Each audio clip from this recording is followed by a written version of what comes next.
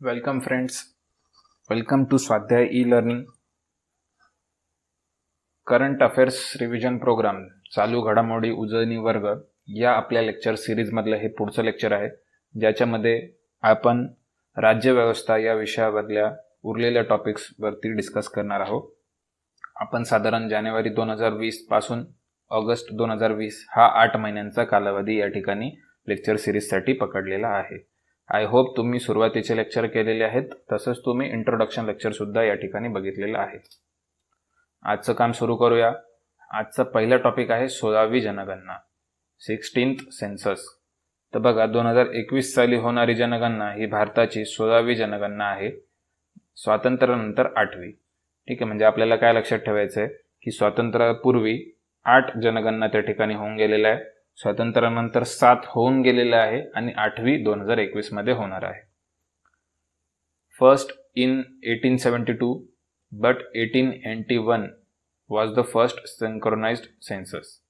या स्टेटमेंटवरून आपल्याला काय लक्षात येतं की पहिल्यांदी भारताची जनगणना ही 1872 साली झाली. ठीक आहे, तेव्हा लॉर्ड रिपन या ठिकाणी गव्हर्नर जनरल होता.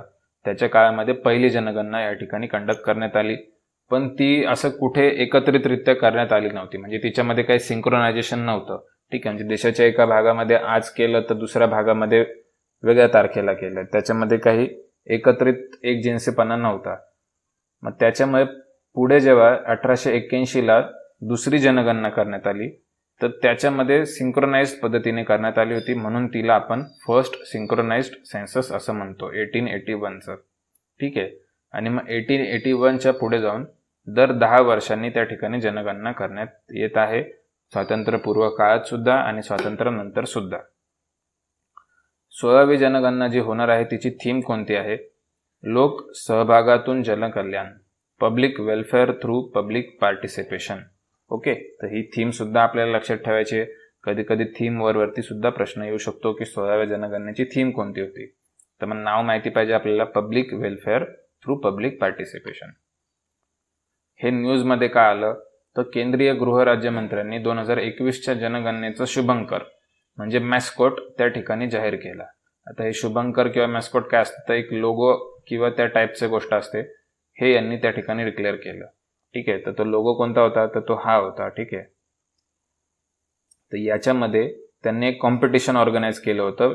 या मॅस्कोट बनवण्यासाठी त्यांनी त्या नॉमिनेशन त्या ठिकाणी मागवले होते, आणि मग त्या नॉमिनेशनमध्ये नीरव विश्वास फ्रॉम दिल्ली हे त्या ठिकाणी विनर ठरलेले आहे, आणि त्यांनी जो मॅस्कॉट डिझाईन केला होता तो त्या ठिकाणी गृह मंत्रालयाने तिकडनं ॲक्सेप्ट केलेला आहे.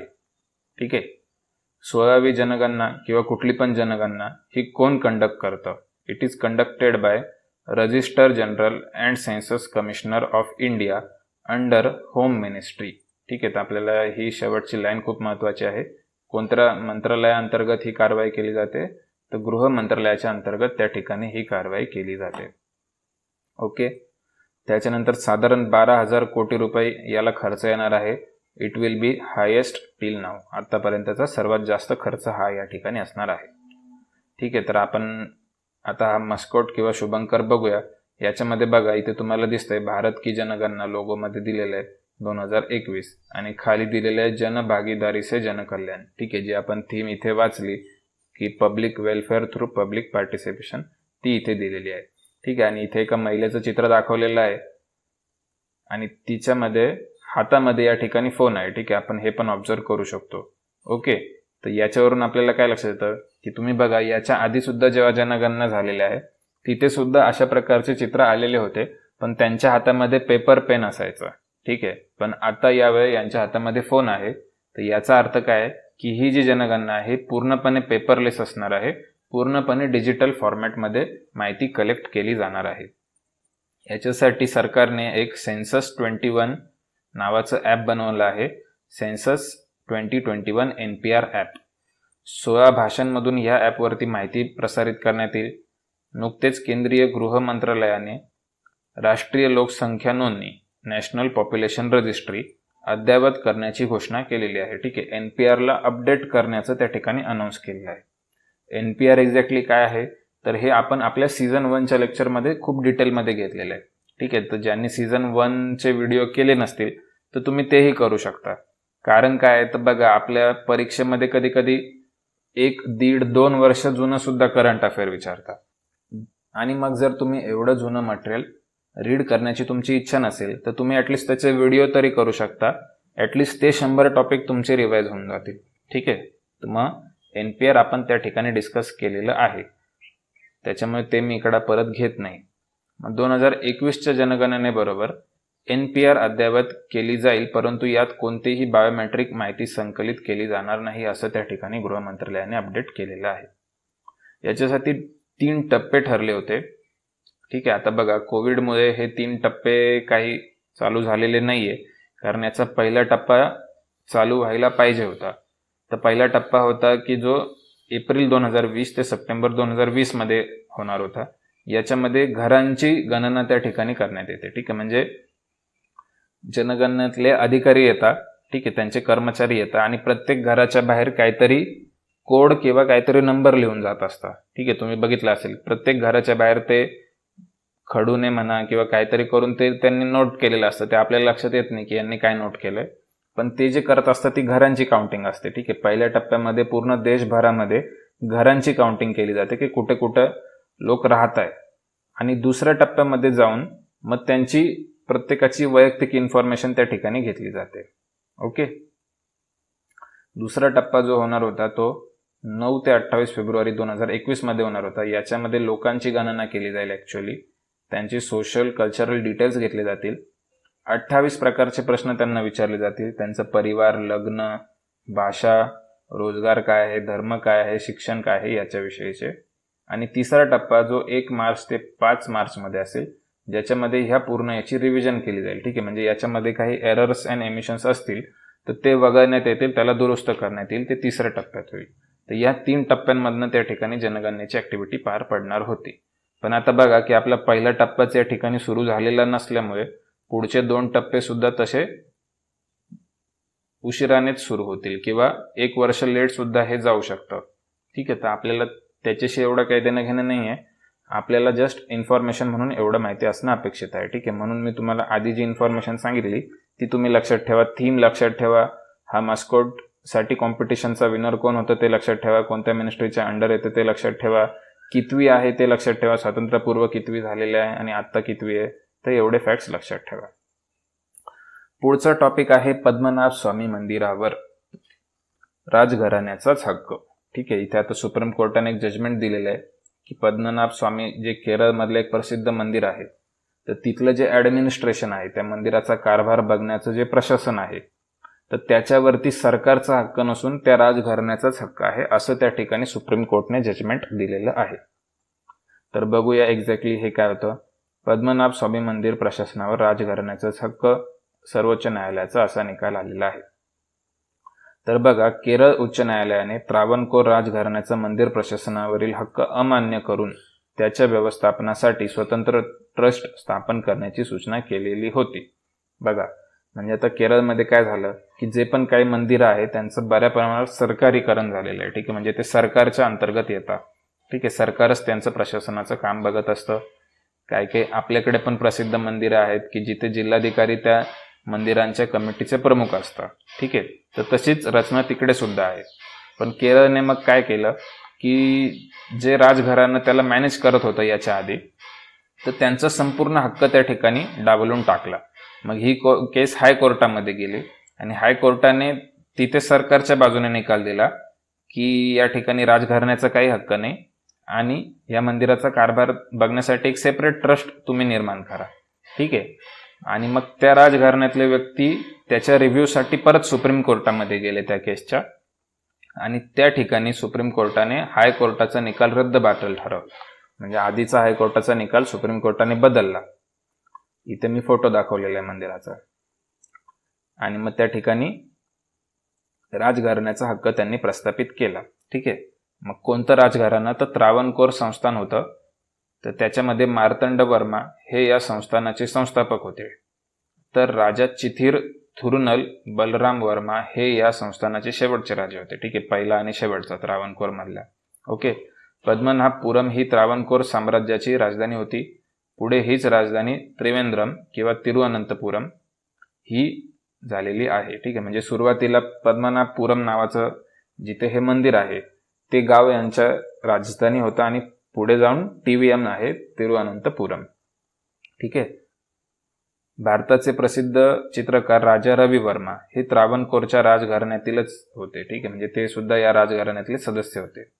या मंदिरात दर 6 वर्षांनी लक्षदीपम नावाचा उत्सव साजरा केला जातो. ठीक आहे, दर 6 वर्षांनी केला जातो लक्षदीपम.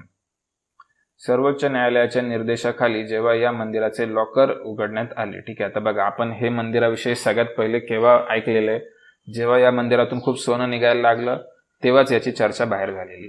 ठीक आहे, तर बघा काही वर्षांपूर्वी या मंदिरामधले तळघरामध्ये काही लॉकर्स आहे. ठीक आहे, तर ते ओपन करण्यासाठी प्रोसेस चालू झाली होती. तर तेव्हा जे लॉकर उघडण्यात आले त्याच्यात सोने, चांदी, हिरे, पाचू, माणिक, रत्ने यांचा खजिना मिळाला होता आणि तेव्हाची त्याची किंमत 1.2 लाख कोटी एवढा खजिनाची किंमत होती.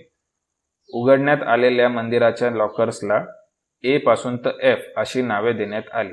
ठीक आहे, म्हणजे आता इन शॉर्ट काय आहे की त्या खोल्या आहे. ठीक आहे, म्हणजे मंदिराच्या खाली काही खोल्या आहेत तळघरामध्ये, मग त्यांना A पासून F अशी नावं देण्यात आली.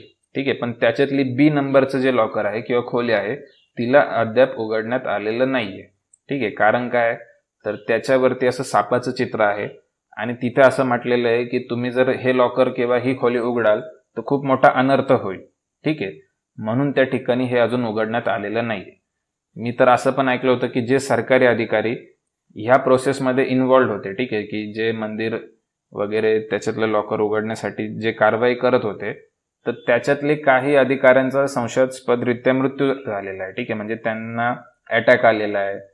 ठीक आहे, तर अशा पण गोष्टी घडलेल्या आहे. मग त्याच्यामुळे लोकांची श्रद्धा सुद्धा आहे आणि अशा काही काही गोष्टी घडल्यामुळे त्या ठिकाणी हे B नावाचं जे लॉकर आहे, ठीक आहे, ज्याच्यामध्ये असं पण म्हटलं जातं की सगळ्यात जास्त खजिना याच्यामध्येच सापडणार आहे, तर ते अजून उघडण्यात आलेलं नाही. ठीक आहे, तर ही एक्स्ट्रा इन्फॉर्मेशन आहे, ही काय आपल्याला विचारणार नाही. आपल्या दृष्टीने महत्त्वाचं तेच होतं की कोणत्या मंदिरावरती राज्य घराण्याचा हक्क त्या ठिकाणी सुप्रीम कोर्टाने मान्य केला, तर ते पद्मनाभ स्वामी मंदिर आहे, केरळमधलं आहे. त्रावणकोर संस्थान होतं, तिथे लक्षदीपम नावाचा उत्सव दर 6 वर्षांनी होतो. भारताचे प्रसिद्ध चित्रकार राजा रवी वर्मा हे सुद्धा त्याच घराण्यातले होते. ठीक आहे, एवढे 4 ते 5 फॅक्ट आपल्याला महत्त्वाचे आहेत. पुढचा टॉपिक आहे लष्करातील स्त्री अधिकाऱ्यांसाठी स्थायी आयोग, permanent commission for woman officers in arm forces. ठीक आहे, आता बघा इथे काय आहे की केंद्रीय संरक्षण मंत्रालयाने औपचारिक पत्र जारी करून लष्करातील स्त्री अधिकाऱ्यांसाठी स्थायी आयोगाच्या स्थापनेला मान्यता देण्यात आलेली आहे. मंत्रालयाने या आदेशाद्वारे भारतीय लष्करातील सर्व 10 सेवांमधील स्त्री अधिकाऱ्यांसाठीची शॉर्ट सर्व्हिस कमिशन ऐवजी स्थायी आयोग म्हणजे परमनंट कमिशन स्थापनेसाठी अनुमती दिलेली आहे. सर्वोच्च न्यायालयाने दिलेल्या आदेशाला अनुसरून सरकारने ही अनुमती दिलेली आहे. शॉर्ट सर्व्हिस कमिशनद्वारे निवड झालेल्या पुरुष अधिकाऱ्यांना 10 वर्षांची सेवा पूर्ण झाल्यावर स्थायी आयोगाचा किंवा कायमस्वरूपी नियुक्तीचा पर्याय उपलब्ध होता. तो महिलांसाठी नव्हता, तर तो या ठिकाणी करण्यात आलेला आहे. म्हणजे बघा थोडंसं समजून सांगतो की याच्यामध्ये जेव्हा तुम्ही आर्म फोर्सेसमध्ये अधिकारी म्हणून लागता, तर जर शॉर्ट सर्व्हिस कमिशन मार्फत जर तुम्ही लागले तर त्या ठिकाणी तुम्हाला 10 वर्षांची सर्व्हिस त्या ठिकाणी मस्ट आहे आणि ती पुढे जाऊन तुम्ही 4 वर्षांकरता एक्सटेंड करू शकता. ठीक आहे, हे पुरुषांच्या बाबतीत. ठीक आहे, आणि अशी एकूण तुमची 14 वर्षाची सर्व्हिस कंप्लीट झाली का त्याच्यानंतर तुम्हाला परमनंट कमिशनचा त्या ठिकाणी ऑप्शन आहे की तुम्हाला जर पुढे परमनंटली जॉईन व्हायचं असेल तर तुम्ही जॉईन होऊ शकता किंवा नसेल व्हायचं तर तुम्ही नाही होऊ शकत, ही तुमची मर्जी. ठीक आहे, हे झालं पुरुषांच्या बाबतीत. पण महिलांच्या बाबतीत कसं होतं की त्यांच्यासाठी फक्त शॉर्ट सर्व्हिस कमिशन 10 वर्षांसाठी होतं. पुढे जाऊन त्यांना 4 वर्षाचं एक्सटेन्शन अशी काही प्रोव्हिजन नव्हती. ठीक आहे, म्हणजे त्यांची अल्टिमेटली सर्व्हिस 10 वर्षांची व्हायची आणि परमनंट कमिशनसाठी त्यांना असं काही ऑप्शन पण नव्हतं की तुम्हाला पुढे परमनंट राहायचंय की नाही राहायचंय. ठीक आहे, तर त्यांना त्या ठिकाणी फक्त 10 वर्षांपर्यंतच रिक्रूट केलं जायचं. मग याच्यामुळे काय व्हायचं, याचा परिणाम होतो दुसऱ्या प्रोव्हिजनसाठी. आता एक दुसरी अशी प्रोव्हिजन आहे ज्याच्यामध्ये असं म्हटलं जातं की जर तुम्हाला पेन्शनसाठी इलिजिबल व्हायचंय तर ॲटलिस्ट तुमची 20 वर्ष सर्व्हिस झाली पाहिजे. ठीक आहे, मग कमीत कमी 20 वर्ष सर्व्हिस झाली तर तुम्ही पेन्शनसाठी इलिजिबल आहात. ठीक आहे, मग आता पुरुषांच्या बाबतीत काय व्हायचं, ते 10 अधिक 14 10+4 14 साठी ते काम करायचे, पुढे जाऊन ते परमनंट कमिशनला अडॉप्ट करायचे, इथे 6 वर्ष सर्व्हिस करायचे, ठीक आहे, म्हणजे असे एकूण 20 झाले, आणि ते झाल्यावरती ते रिटायरमेंट घेत होते, मग तिथून पुढे त्यांना पेन्शन लागू राहायची. पण महिलांच्या बाबतीत त्यांना कंपल्सरली 10 वर्ष सर्व्हिस आहे जास्तीत जास्त, मग त्याच्यामुळे ते ह्या क्रायटेरियाला फुलफिल नाही होऊ शकत, मग त्याच्यामुळे त्यांना पेन्शन सुद्धा नाही मिळायची, ठीक आहे. तर हा मग स्त्री आणि पुरुषांमधला हा थोडासा भेदभावाचा प्रकार या ठिकाणी होता. याच्या विरुद्ध त्या ठिकाणी केस चालली आणि सुप्रीम कोर्टाने त्या ठिकाणी सांगितलं की महिलांना सुद्धा त्या ठिकाणी तुम्ही परमनंट कमिशनमध्ये घ्या, म्हणजे जसं पुरुषांना हा ऑप्शन मिळतो इथे, तसा ऑप्शन इथे महिलांना तुम्ही 10+4 पुढे परमनंट कमिशन असं द्या, ठीक आहे. आणि मग हे जेव्हा सुप्रीम कोर्टाने सरकारला सांगितलं, तर सरकारने त्याच्यासाठी जी ऑर्डर इश्यू केली, तर त्याच्यामुळे ही न्यूज त्या ठिकाणी चर्चेत आली होती, ठीक आहे. म्हणून मी तुम्हाला सांगितले. ओके, इथे फोटो दाखवला आपण, permanent commission granted to woman, ठीक आहे. आणि मी एकदा वाचून घेतो, मी पूर्ण स्टोरी तर सांगितली आहे पण एकदा वाचून घेऊया. मात्र महिला अधिकाऱ्यांना हा पर्याय उपलब्ध नव्हता, परिणामी महिला अधिकारी सेवानिवृत्ती लाभांसाठी पात्र ठरत नव्हत्या, कारण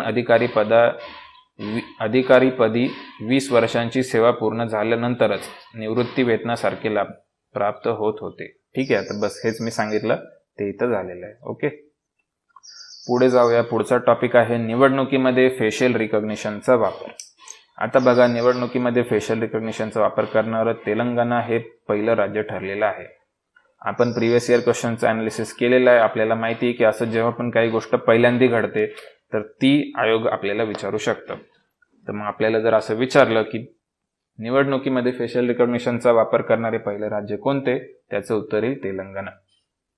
तर बघा, तेलंगणाने शहरी स्थानिक स्वराज्य संस्थांच्या निवडणुकांमध्ये याचा वापर केलेला आहे. शहरी स्थानिक स्वराज्य संस्था म्हणजे आपल्या महानगरपालिका, नगरपालिका, नगरपंचायत यांच्या निवडणुकांमध्ये त्यांनी वापर केलेला आहे. हे काय आहे इन शॉर्ट, की असं समजा की जसं आपल्या मोबाईलला फेस लॉक असतं, ठीक आहे, काय काय फोन्सला फेस लॉकची सिस्टम आहे की तुमचा चेहरा जर कॅमेरात दिसला तरच तो फोन अनलॉक होईल. याचा अर्थ काय की ते तुमच्या फेशियल रिकग्निशन टेक्नॉलॉजीचा वापर करतंय आणि तुमचा फोन तुम्हीच हाताळताय असं तो फोन बघतो आणि मग ते तुम्हाला ऑथेंटिकेट करतं आणि ऑथेंटिकेट झाल्यावरती त्या ठिकाणी तुमचं लॉक ओपन होतं. तर सेम इथे निवडणुकीमध्ये सुद्धा त्यांनी केलेलं आहे. 10 मतदान केंद्रावरती प्रायोगिक तत्वावर मतदारांच्या पडताळणीसाठी आणि अद्ययावत म्हणजे रिअल टाइम प्रमाणीकरणासाठी म्हणजे ऑथेंटिकेशनसाठी फेशियल रिकॉग्निशन सॉफ्टवेअरचा वापर केलेला आहे, ठीक आहे. म्हणजे आता जसं आपण सध्याच्या घडीला जर आपण वोट करण्यासाठी गेलो तर तिथं आपण आपलं ID कार्ड दाखवतो, बरोबर. मग त्या ID कार्डवरती आपला फोटो असतो आणि अधिकारी जे तिथं असतं ते आपला फोटो मॅच करत असतात मॅन्युअली, की हा फोटो दिसणारा व्यक्ती समोर दिसतोय का, ठीक आहे. आणि आपल्याला माहिती आहे की आपल्या आधार कार्डवरचे फोटो कसे असतात, आपण कोणाला आधार कार्ड का दाखवत नाही, येतंय लक्षात. तर मग ते मॅच असं एक्झॅक्टली होत नाही, मग त्याचा या ठिकाणी बऱ्याच ठिकाणी ना गैरवापर होत असतो, की मग तोतेगिरीचे प्रकार चालू होता. मग तिथे फॉल्स वोटिंग केलं जातं, ठीक आहे, दुसऱ्याच्या नावावर वोटिंग केलं जातं किंवा दुसरा व्यक्ती आहे असं भासवलं जातं. तर हे सगळे प्रकार टाळण्यासाठी फेशियल रिकॉग्निशनचा वापर केलेला आहे इथे. आणि भारतामध्ये प्रथमच एखाद्या निवडणुकीमध्ये असा प्रयोग मतदानादरम्यान तोतेगिरीचे प्रकार केले जातात त्यास आळा घालण्यासाठी करण्यात आला, ठीक आहे. आय होप तुम्हाला लक्षात आलं असेल. पुढचं टॉपिक आहे भारतीय निवडणूक आयोग. आता भारतीय निवडणूक आयोग हा चर्चेत होता, त्याच्यामुळे आपल्याला याच्याविषयी थोडीशी माहिती पाहिजे. तर सगळ्यात पहिले बघा, चर्चेत का होता, कारण एक नवीन वेबसाईट आलेली आहे PPRTMS नावाची, ठीक आहे, ppRTMS.eci.gov.in. तर बघा, gov.in आहे, इन म्हणजे काय तर इंडिया आहे, म्हणजे भारताची साईट आहे काहीतरी.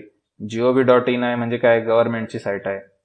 ECI.gov.in आहे म्हणजे काय, इलेक्शन कमिशन ऑफ इंडियाची एक साईट आहे. आणि ECIचेच एक ब्रांच आहे PPRTMS, म्हणून तिचं तसं या ठिकाणी डोमेन नेम बनवलेलं आहे.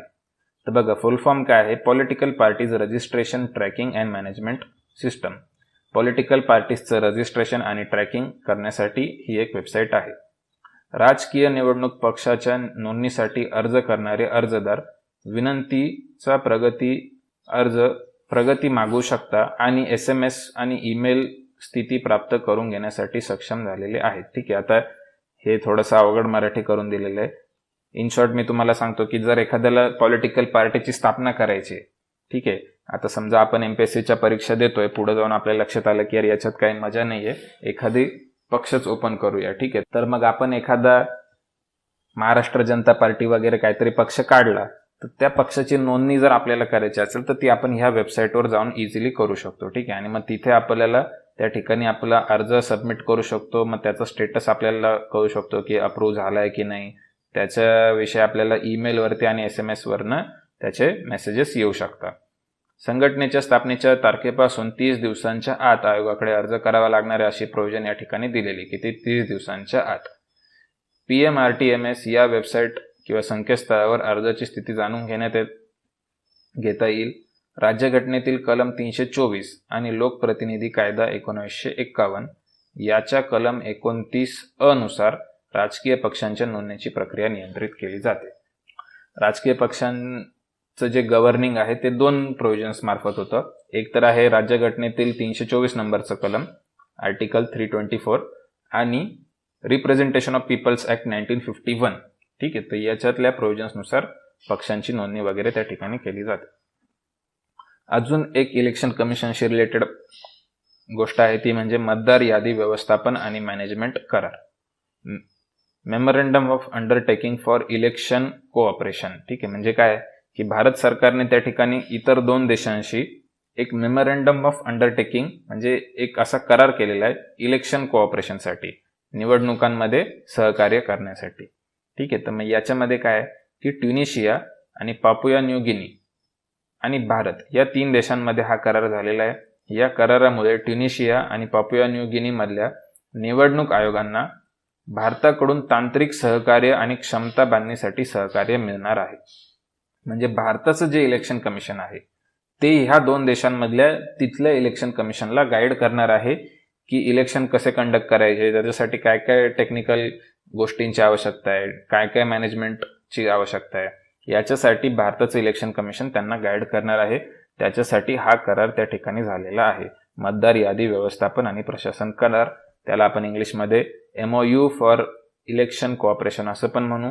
आणि आपल्याला लक्षात ठेवायचे देशांचे नावं ट्युनिशिया, पापुआ न्यू गिनी आणि भारत, ठीक आहे. आता इलेक्शन कमिशन विषयी आपण एवढं माहिती केलंय, तर त्याच्या बेसिक विषयी लक्षात ठेवू की भारतीय निवडणूक आयोग ही एक स्वायत्त अर्धन्यायिक घटनात्मक संस्था आहे, कॉन्स्टिट्युशनल बॉडी आहे. हे आपल्याला फिक्स झालं, घटनेतच दिलेली आहे, कॉन्स्टिट्युशनल बॉडी आहे. याची स्थापना 25 जानेवारी 1950 ला झालेली आहे. म्हणजे 26 जानेवारीच्या 1 दिवस आधी, म्हणजे जो आपला रिपब्लिक डे असतो, गणतंत्र दिवस, प्रजासत्ताक दिन, त्याच्या 1 दिवस आधी त्या ठिकाणी 25 जानेवारी 1950 ला इलेक्शन कमिशनची स्थापना झालेली आहे. डेट महत्वाची आहे, डेटवरती प्रश्न येऊ शकतो आपल्याला. घटनेच्या कलम 324 मध्ये याची तरतूद केलेली आहे, आर्टिकल 324. या आयोगावर खालील निवडणुकांची जबाबदारी असते. कोणत्या 4 निवडणुका हे आयोग महत्वाच्या घेत असतं. तर पहिला आहे राष्ट्रपती आणि उपराष्ट्रपती यांची निवडणूक, त्याच्यानंतर लोकसभेची निवडणूक, तसेच राज्यसभेची निवडणूक आणि राज्यांच्या विधानसभांची निवडणूक, ठीक आहे. तर आता हे ज्यांना माहिती नसेल त्यांनी हे पण डोक्यात ठेवा की राज्य विधानसभाच्या ज्या निवडणुका आहे त्या राज्याचा निवडणूक आयोग नाही कंडक्ट करत, ठीक आहे. बऱ्याच लोकांचा हा गैरसमज असतो की लोकसभेची निवडणूक म्हणजे election commission of India, Maharashtra विधानसभेची निवडणूक म्हणजे state election commission of Maharashtra. तर तसं नाहीये, राज्यांच्या विधानसभांच्या निवडणुका सुद्धा इलेक्शन कमिशन ऑफ इंडियाच कंडक्ट करत असतं, ठीक आहे. आणि जे राज्य निवडणूक आयोग असतो तो त्या ठिकाणी लोकल बॉडीजचे इलेक्शन कंडक्ट करत असतो. म्हणजे महापालिका, पंचायत समिती, जिल्हा परिषदा, ग्रामपंचायत याच्या इलेक्शन कंडक्ट करायचं काम हे त्या ठिकाणी राज्य निवडणूक आयोगाचं असतं, ठीक आहे. राज्याच्या विधानसभाच्या इलेक्शन सुद्धा केंद्रीय निवडणूक आयोग घेत असतं, ठीक आहे, किंवा भारतीय निवडणूक आयोग घेत असतं. ओके. रचना बघा, तर रचना 1 मुख्य निवडणूक आयुक्त आणि 2 इतर निवडणूक आयुक्त, म्हणजे 1+2 अशी रचना आहे. आणि याच्यामध्ये तिघांना पण सेम पॉवर दिलेली आहे. ओके. तर हेही आपल्याला माहिती पाहिजे, ठीक आहे. तर यामध्ये आपण हे सुद्धा शिकलो, इलेक्शन कमिशन विषयी काय काय महत्वाचे बेसिक्स आहे. तर आय होप तुम्हाला हे लेक्चर सुद्धा समजलं असेल. जर लेक्चर आवडलं असेल तर तुम्ही याला लाईक करा. काही प्रश्न असल्यास मला त्या ठिकाणी कमेंट करा. पहिल्यांदाच आपल्या चॅनलला व्हिजिट करत असाल तर चॅनलला सबस्क्राईब करून ठेवा आणि जास्तीत जास्त मित्रांपर्यंत आपले व्हिडिओज पोहोचवण्याचा प्रयत्न करा. तुम्ही जेवढं जास्त शेअर कराल तेवढाच आम्हाला त्यातनं आनंद मिळेल. भेटूया पुढच्या लेक्चरमध्ये. थँक्यू.